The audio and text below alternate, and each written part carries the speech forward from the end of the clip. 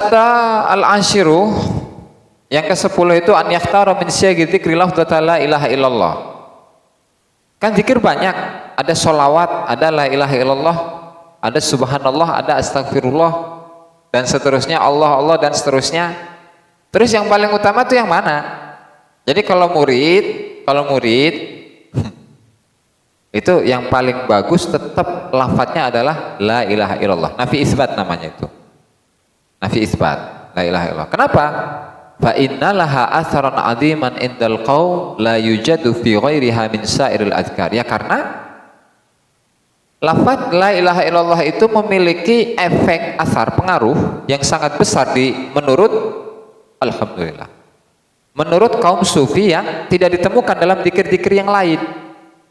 Jadi kalau dibandingkan antara zikir la ilaha illallah dengan zikir Allah Allah, dengan zikir astagfirullah, dengan zikir sholawat, dengan semua zikir apapun lah, meskipun bacaan Al-Quran sekalipun, tetap untuk bagi kalangan mubtadi ya, ini untuk kalangan pemula, untuk kalangan pemula. Tidak masih SD kene orang mah dasar TK beren malah gitu kan.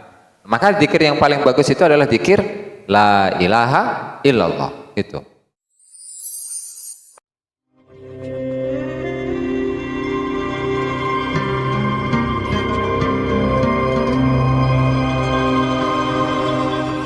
Assalamualaikum warahmatullahi wabarakatuh. Bismillahirrahmanirrahim. Wassalatu wassalamu ala Rasulillah Muhammad ibn Abdullah wa ala alihi wa sahbihi wa la hawla wa la quwwata illa billahi nawayna ta'allum ta'liman wa nafnidhu wa dzakru wa tadhkirun ifadat wal istifadah wal hatta la tamassuki bi kitabillahi wa sunnati rasulih wa du'a ila al-huda wa dalalata ala al-khair tiqa wajhihi wa qurbihi wa thawabihi Subhanahu wa ta'ala. Rabbi syrah li sadri wa yassir li amri wahlul 'uqdatam min lisani yafqahu qawli. Amma ba'du. Para hadirin yang dimuliakan Allah Ta'ala, mari kita lanjutkan pengajian kitab Al-Anwarul Qudsiyah Halal Wasiyatil Madbuliyah karya Syekh Abdul Wahhab Asy-Sy'arani rahimahullahu ta'ala, dan kita sampai pada halaman 23 ya. Sebelum kita mulai, mari kita hadiahkan Al-Fatihah kepada mu'alliful kitab, semua ulama, semua guru kita, semua orang tua kita, muslim muslimat, mu'minat.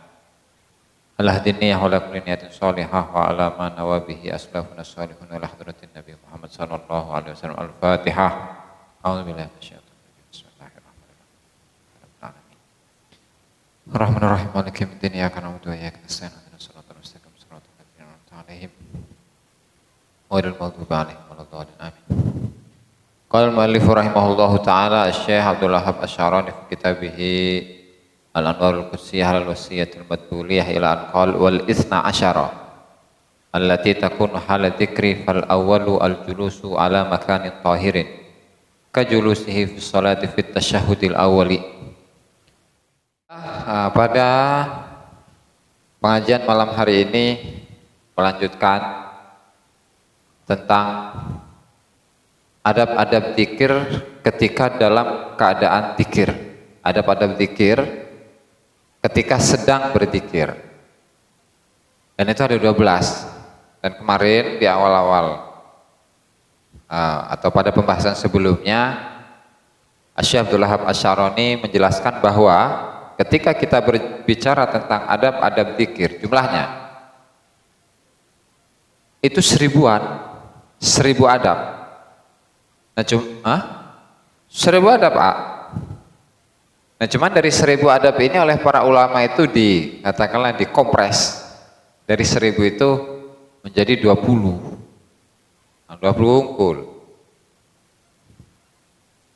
Nah, di mana ketika seseorang ketika berzikir, seseorang yang ketika berzikir itu tidak melaksanakan adab-adab yang 20 ini, maka sulit untuk mendapatkan futuh. Hatinya itu sulit untuk terbuka. Barangnya basirohnya itu sulit untuk melek. Kenapa? Ya karena kemarin pada pembahasan awal, karena setiap ibadah yang kosong dari adab maka ibadah tersebut dalam keadaan kurang. Qalilatul jadwa, faedahnya itu akan kurang, manfaatnya kurang. Tuh. Mobil ya mobil, dikasih bensin, bensinnya campuran minyak tanah sama bensin, kumaha kira-kira? Begitu juga dengan ada ya, ibadah apapun itu, mau sholat kah, atau mau zikir, mau puasa, mau zakat, mau sedekah, mau tahajud ataupun yang lain sebagainya lah. Ketika kita ini melaksanakan semua ibadah itu, tapi adab dalam melaksanakan ibadah gak ada atau sedikit, ya maka faedahnya kurang. Nah, kalau di presentase bisa jadi kita hanya mendapatkan 20% dari faedahnya, bahkan rugi A, B, capek ongkopan. Gitu. Nah, sehingga itu 20 adab ini harus dilaksanakan. Nah, kemudian sekarang yang akan kita bahas itu adalah 12 zikir ketika sedang berzikir. Apa itu? Yang pertama, fal awalu al julusu ala makanin thahir. Duduk di tempat yang suci. Kajulusihi fis sholati fit tasyahudil awal, seperti duduknya murid ketika dalam keadaan sholat dalam tasyahud awal. Yang tasyahud awal namanya apa itu? Iftirash apa? Tawarruk. Tawarruk apa iftirash itu? Oh, itu. Iftirash, tawarruk, iftirash, duduk iftirash ya nyanyi. Tasyahud awal, duduk iftirash. Nah gitu. Jadi kaki yang kiri itu, telapak kaki yang kiri didudukin kan gitu. Dan telapak kaki yang kanan berdiri. Ini menurut Syekh Abdul Wahhab Asy-Syaroni. Nah, tapi ulama-ulama yang lain, misalnya seperti itu Syekh Abu Abdurrahman, Syekh Muslih Pranggen, mengutip dari Syekh Suhari dan juga Syekh Asnawi Caringin, Syekh Suhari Cibeber, itu duduknya ya duduk sila, ya artinya itu dikembalikan kepada masing-masing, nyamannya kayak gimana gitu. Betul.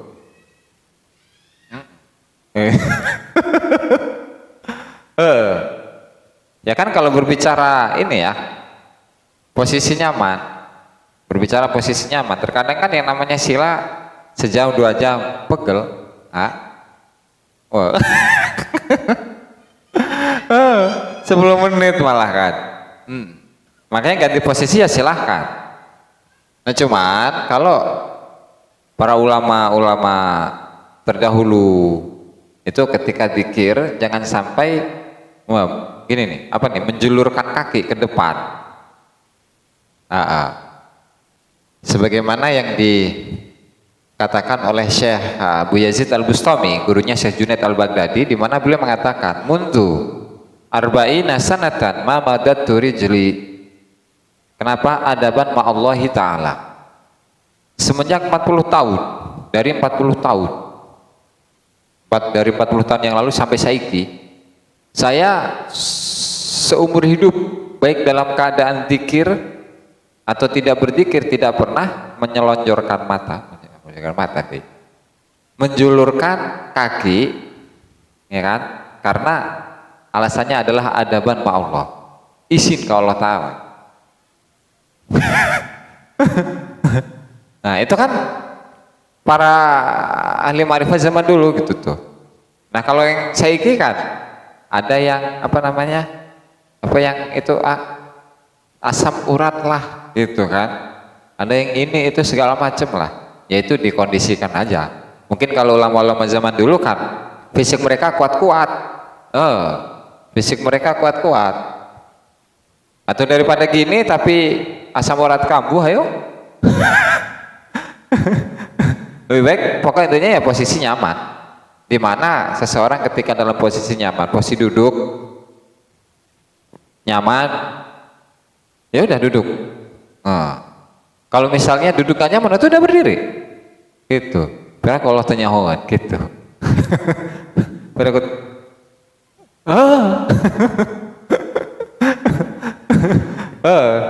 Kononnya.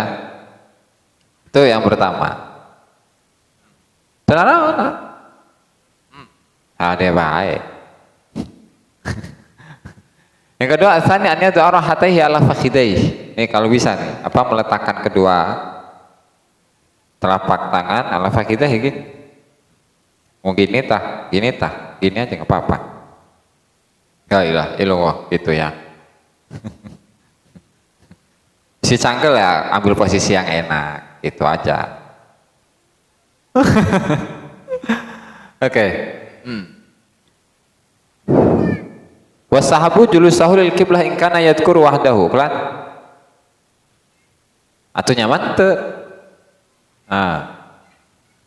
Ade bae. Oh, teu. Taya ieu taya aturan itu. Taya ulah kitu kan ulah.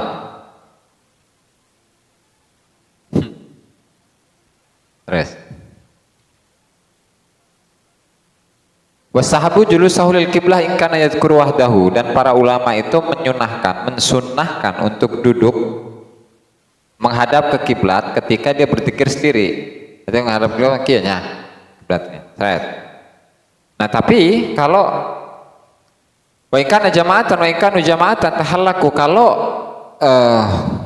rame-rame maka muter. Kenapa? Nah, kalau menurut ilmu hikmah kan itu ada tanggalannya tuh, ada kalendernya ya, di mana arah dari tanggal itu ngefek, sehingga misalkan tanggal 1 itu arahnya kemana gitu. Nah, maka doa si ini yang lebih dekat untuk diijabah gitu, versi ahlu hikmah ini mah. Itu Allah begitu ya, gituan meureun. Oke. Berarti kalau sendiri ngadep kiblat. Kalau rame-rame muter. Riung. Terus selanjutnya asalisu tathibu majlis dzikri birraihati thayyibah.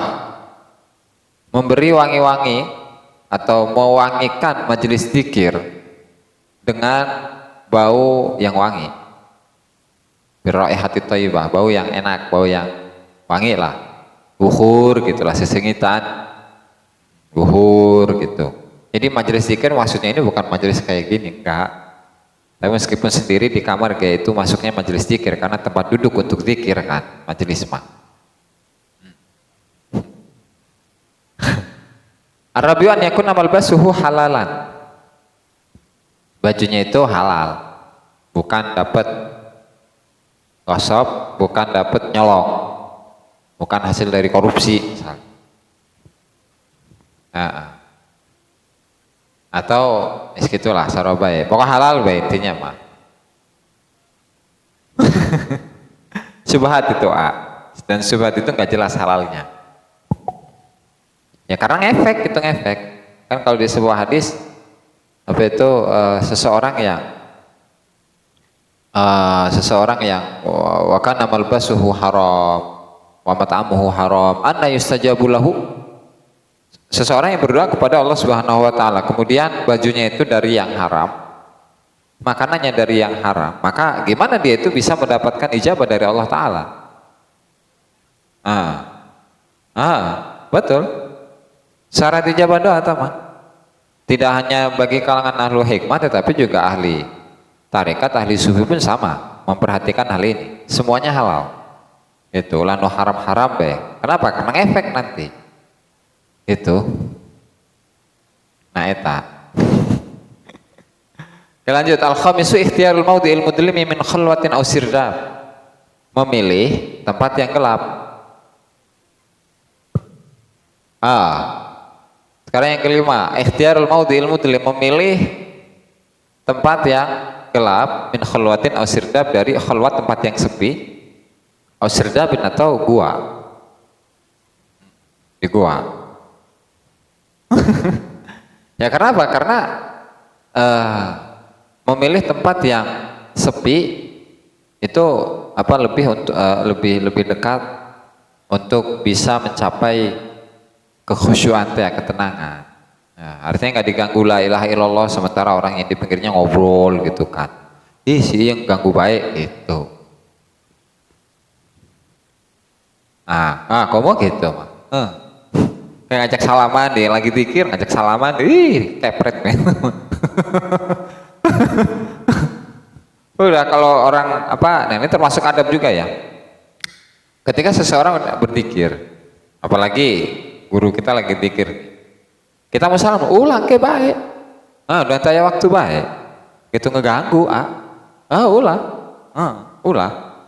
Karena dusun ngaran atau mah, kalau mau ngomong.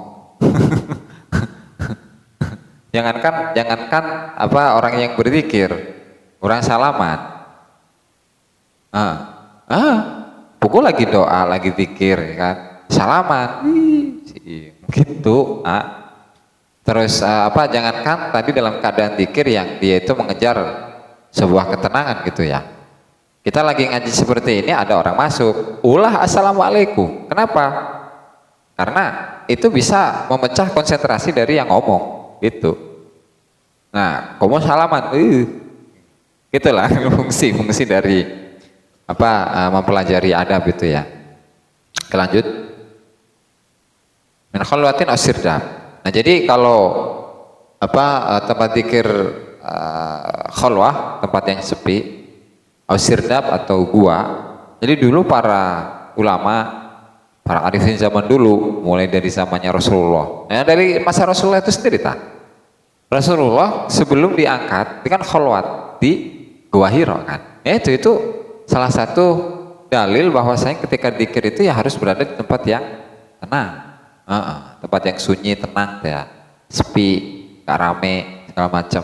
Nah, supaya apa tadi? Untuk mendapatkan ketenangan sehingga ketika dia berzikir itu bisa merasakan, merenungi, meresapi makna dari apa yang dia baca sehingga usulnya itu cepat, gitu.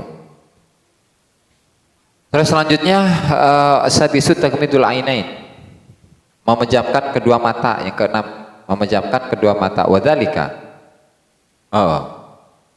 anna dzakira idza aghmadu ainaihi tusaddu alaihi turukul hawasi dzahirati syai'an fa syai'an.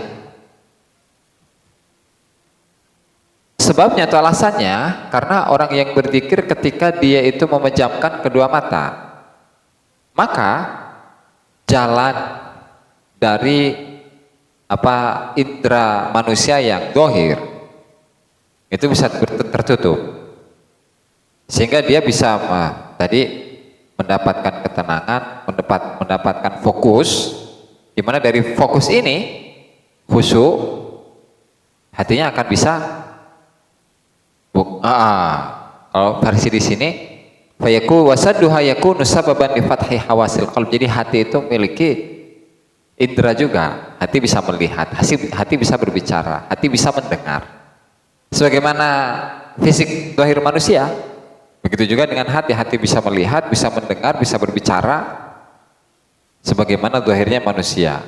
Nah, kalau kita yang karena belum kenal dengan hati, ya kan, hatinya masih belepotan dosa, kesalahan, penyakit, boro-boro bisa berkomunikasi dengan hati gitu, boro-boro hatinya bisa ngomong, bisa ngedenger gitu. Bisa mendengar, bisa melihat. Hati bergoreng mereka baturkan gitu, jelek aja ke orang lain. Nah, jadinya malah sakit hati. Koron ya. Nah, terus di sisi lain, ketika seorang itu berzikir dan matanya terbuka, itu biasanya nggak fokus. Nah, celak lah ilah, lihat apa jam, jam berapa, lila amat dikirna. Gitu, la ilaha illallah, gitu. Zikir, matanya terbuka, ngelihat ke kanan, ke kiri, ke atas, ke bawah, yang ada, wayu ngalamun. Ya, satu. Tuh. Dan selanjutnya nomor 7, an yukhayyala syakhsu syaikhihi baina ainaihi madama dzakiran. 7.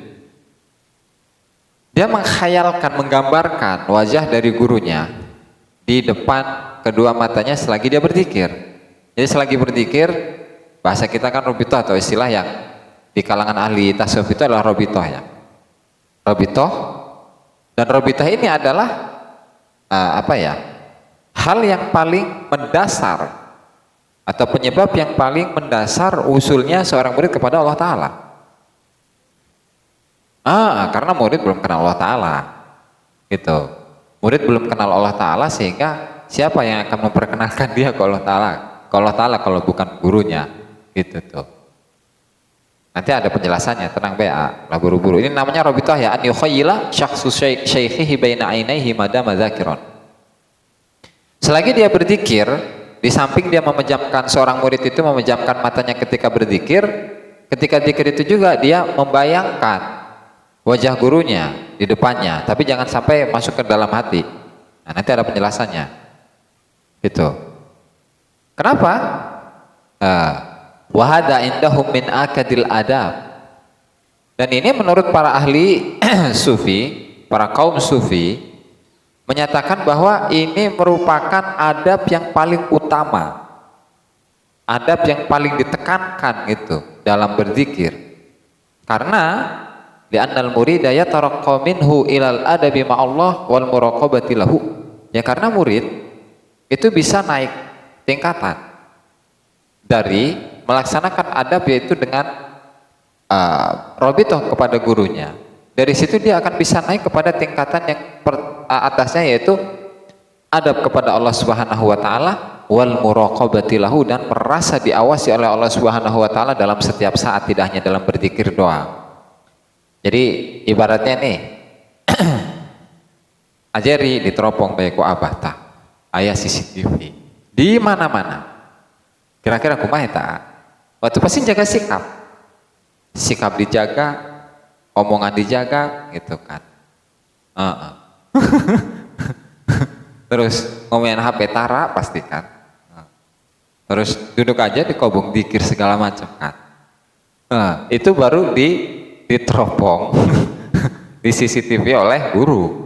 Kamu oleh Allah Ta'ala, alabatan. Makanya para arifin itu, kenapa mereka itu takut untuk melakukan sebuah kemaksiatan? Ya tadi, merasa diteropong oleh Allah Ta'ala setiap saat. Jadi CCTV-nya Allah Ta'ala itu di mana-mana dan nggak berhenti-berhenti.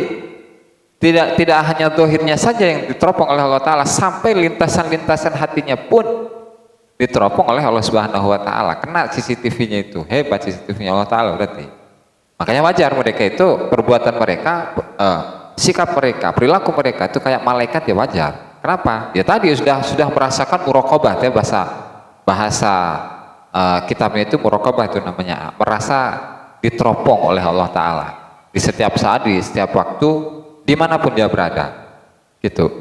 Sehingga mereka menjadi golongan yang dibanggakan oleh Rasulullah SAW di depan para malaikat-malaikatnya. Bahabihi al malaikata fis sama, kata sebuah hadis.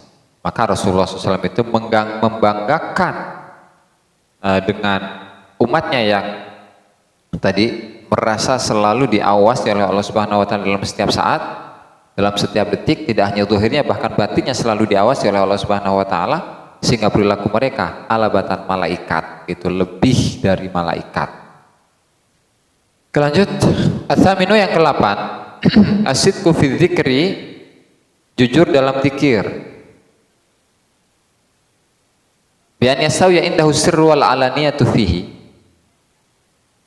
Itu sama saja menurut dirinya antara tempat yang sepi dan tempat yang ramai.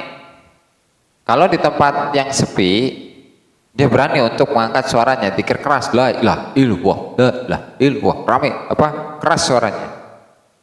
Tapi kalau di masjid carita gitu, dia ada seorang santri gitu di masjid carita, malu untuk berzikir dengan suara yang keras. Nah, di sini itu pun juga merupakan bukan orang yang jujur. Jujur, ya kan? Asidku fi dzikri, jujur dalam berzikir. Berarti ketika dia tidak jujur, maka dia akan masih memperhatikan komentar dari orang lain kepada dirinya. Nah, sementara ketika dia tidak jujur dan ada rasa malu dalam dirinya, itulah yang namanya al-haya'ut tabi'i, sebagaimana yang dijelaskan oleh musannif Syekh Abdul Wahab Asy-Syarani dalam kitab Al-Minahus Saniyah. Gambarnya seperti apa? Ketika dia berzikir dalam tempat yang sepi, dia pede. Tetapi ketika berzikir di tempat yang ramai, isin, akhirnya lalaunan.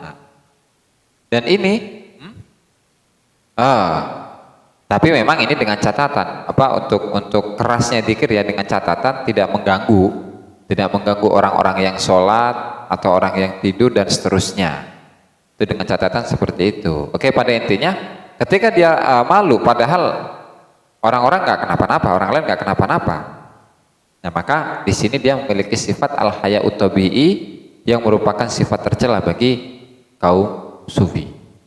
Itu ya, nanti ada pembahasan mengenai zikir yang keras itu bagaimana. Selanjutnya at-tasyu al-ikhlas. 9.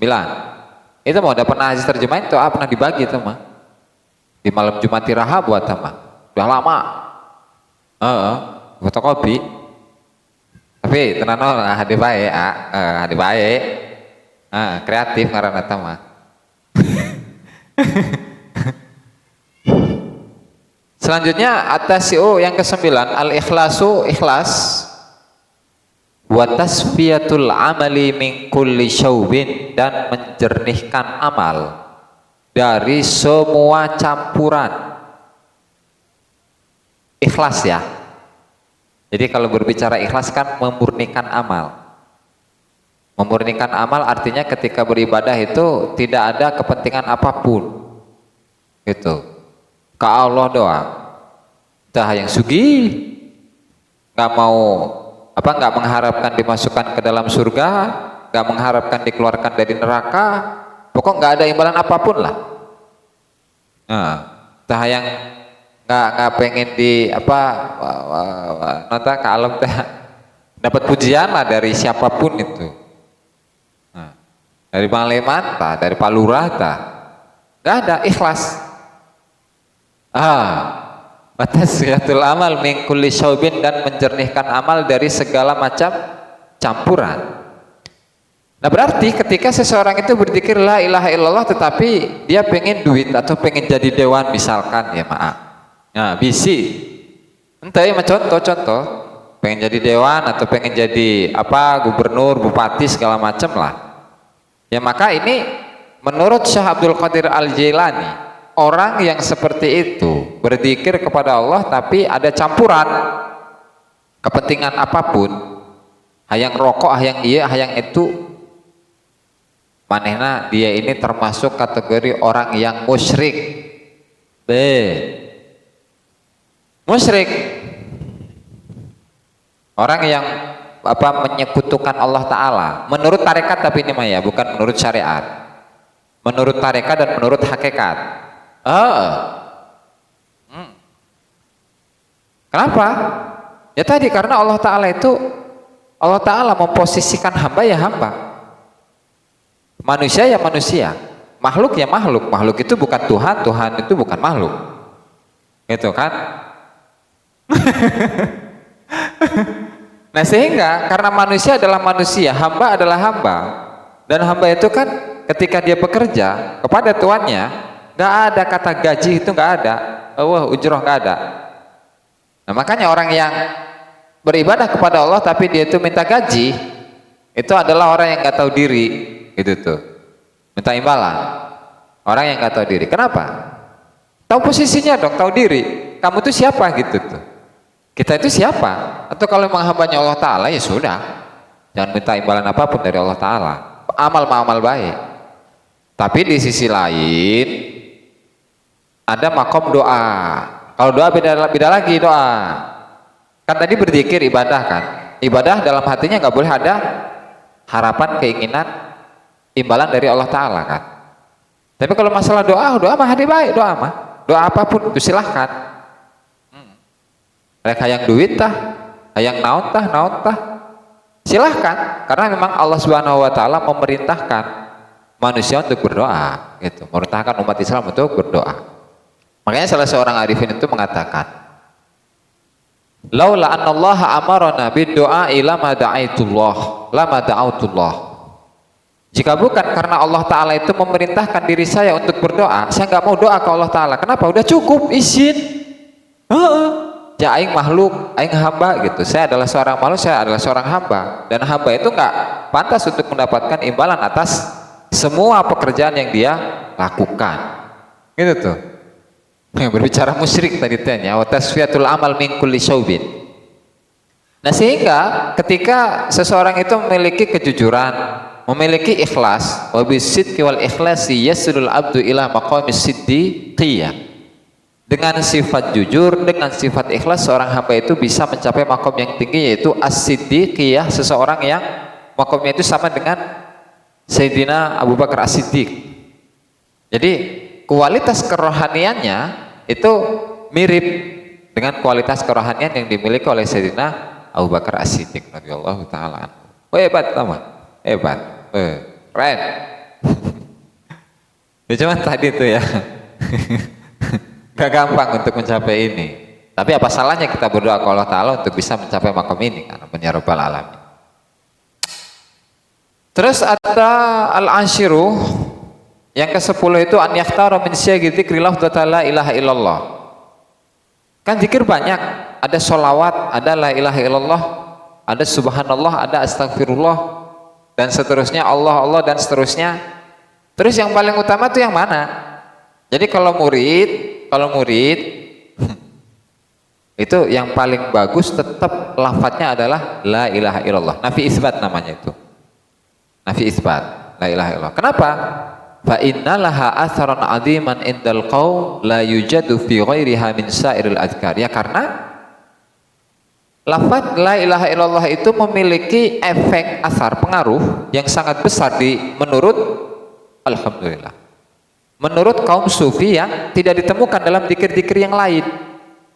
Jadi kalau dibandingkan antara dzikir la ilaha illallah dengan dzikir Allah Allah, dengan dzikir astagfirullah, dengan dzikir sholawat, dengan semua dzikir apapun lah, mau meskipun bacaan Al-Quran sekalipun, tetap untuk bagi kalangan mubtadi ya, ini untuk kalangan pemula, tidak masih SD kene orang mah dasar.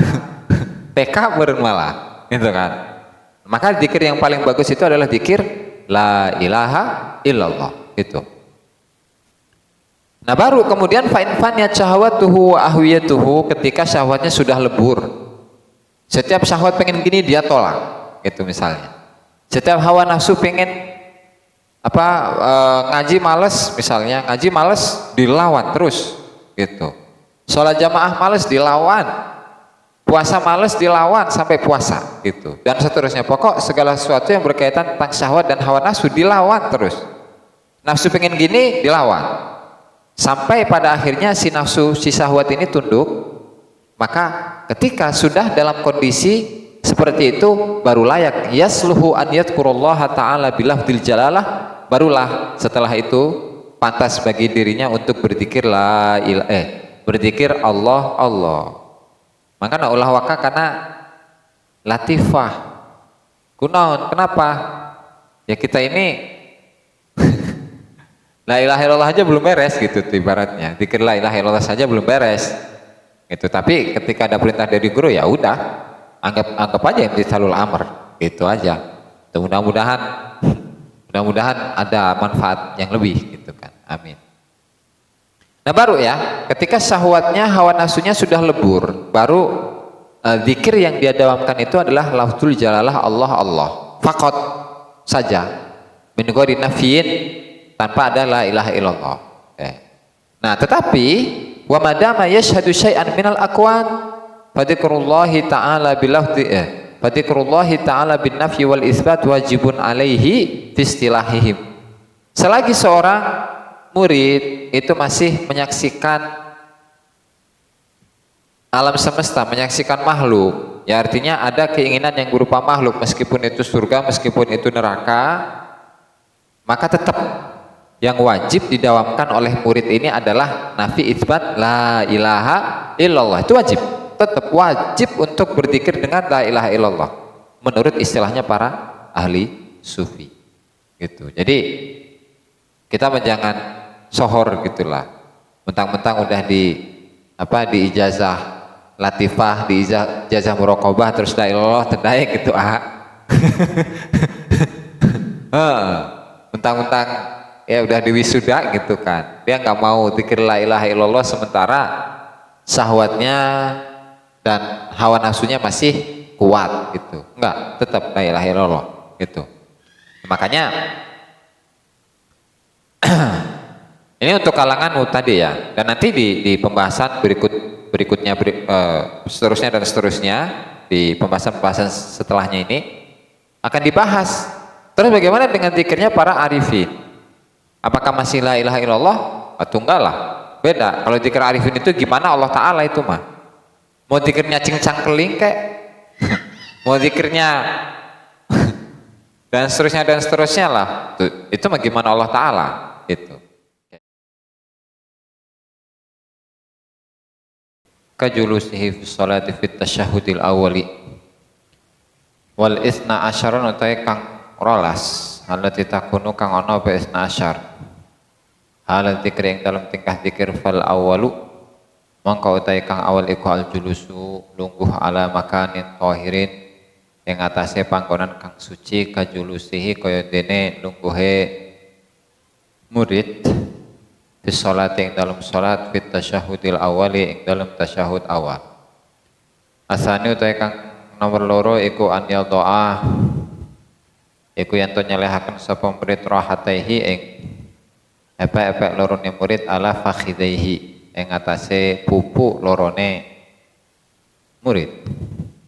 Wastahabulan padha nyunahaken sapa kaum julusahu ing lungguh murid lil kiblati maring kiblat ingkana nalikane ana sapa murid iku ya guru hal dzikir sapa murid wahdahu halis wijine murid wa ingkanu jama'atan lamun ana sapa murid iku jama'atan jamaah tahallaku mongko melingkar atau berkeliling sapa jamaah. Asal isu dari kang kaping telu iku tatyibu majelis dzikri iku ngewangeni majelis dzikir bi raihati thayyibati kelawan mampu kang wangi. Ar-rabi'u ta kang kaping papat iku an yakuna yen to ana apa malbasuhu klambine murid iku halalan halal. Al-khamisu utawi kang kaping 5 iku ikhtiyarul maudhi'i. Milih panggonan al-muzlimi kang peteng min khalwatin saking khalwat au sirda bin utawa gua. Sadisu ta kang kaping 6 iku tagmidul ainain. Iku meremakan mripat loro wa dzalika lan iku tetep kedue mengkono-mengkono tagmidul ainain anda zakira. Iku temstuhne kang zikir iku ida umadha nalikane meremakan sapa zakir ainaihi ing mripat lorone zakir tasudu atau tusadu dan tutup alaihi ing atase zakir apa turukul hawasi apa pira-pira jalan piro-piro indra al-dhahirati kang zahir syai'an kelawan setitik fasyai'an mongko nulis setitik wasaduhalan utawi nutup hawasu dhahirah yakun iku ana apa saddu iku sababan sebab li fathi hawasil qalbi maring buka piro-piro indra hati sabi utawi kang kaping 7 iku an yukhayyala iku yen to den khayalaken apa syakhsu syaikhihi apa jasad gurune murid baina ainaihi ing dalem antarane mripat lorone murid madama selagine ana sapa murid iku zakirun iku kang zikir wa hadalan utawi iki an takhilu syakhs syaikhuhu baina ainai indahum ing dalem sandingi kaum iku min akadil adab iku tetap saking paling kuat-kuatnya adab. Lianal muridah kalau temen setune murid iku ya tarok komukah sapa murid minhu saking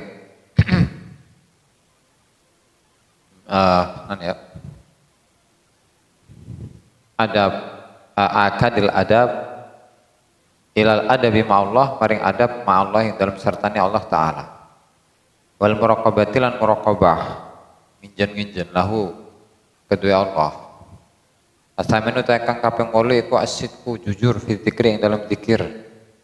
Biar yastawiya kelawan yen to dadi padha indahu ing dalam sandinge. Murid asirru apa rahasia wal alaniyatulan rame fihi ing dalam zikir. Atasu kang kaping 9 iku al ikhlasu ikhlas wa tasfiyatul amali lan ngejernihaken amal min kulli syaubin saking sekabehe campuran. Wabisidki lan kelawan jujur wal ikhlasi lan ikhlas yasilu temoka sapa abad ila maqam siddiqiyati maring maqam as-siddiqiyah. Al-asyiru tekan ke-10 iku an yakhtara yen to milih sapa murid min siagi dzikri saking pira-pira sigat atau bentuk zikir lafdz la ilaha illallah ing lafadz la ilaha illallah. Fa innallaha maka iku tetep temen setuhune iku tetep kedua la ilaha illallah asaran utawi labet aziman kang agung. Aindal qaumi dalam sandinge kaum la yujadu kang ora ditemu apa asar bi ghairiha ing dalam saliyane la ilaha illallah min sa'iril adhkari sakabe pira-pira zikir. Fa in faniyat mongko lamun sirna leungit ilang apa syahwatuhu pira-pira syahwate murid. Wa ahwiyatuhu lan pira-pira hawane murid, hawa nafsu ya. Kulluha yuskabe ahwiyah. Fahinaidin maka ing dalam mengkono waktu faniyat syahwatuhu yasluhu pantes apa niat kura yang to dikir sapa murid Allah Ta'ala ing Allah Ta'ala bilahdul jalalati kelawan lafat al jalalah Allah faqat mongko bloko min ghairi nafin kelawan tanpa nafi pamadamalan selagine ana sapa murid iku yashhadu nyekseni sapa murid sayan suwiji-wiji minal aqwani saking pira-pira alam semesta fadzikrullahi ta'ala mongko utai zikir yang Allah Ta'ala bin nafi wal isbat kelawan nafi lan isbat iku wajibun wajib alaihi yang atas murid istilahihim yang dalam istilahi kaum. Subscribe, like, dan komen di bawah ini. Nah jika teman-teman ada unek-unek, ada pertanyaan dan lain sebagainya, silahkan tinggalkan pesan di kolom komentar di bawah ini. Terima kasih sebelumnya. Assalamualaikum warahmatullahi wabarakatuh.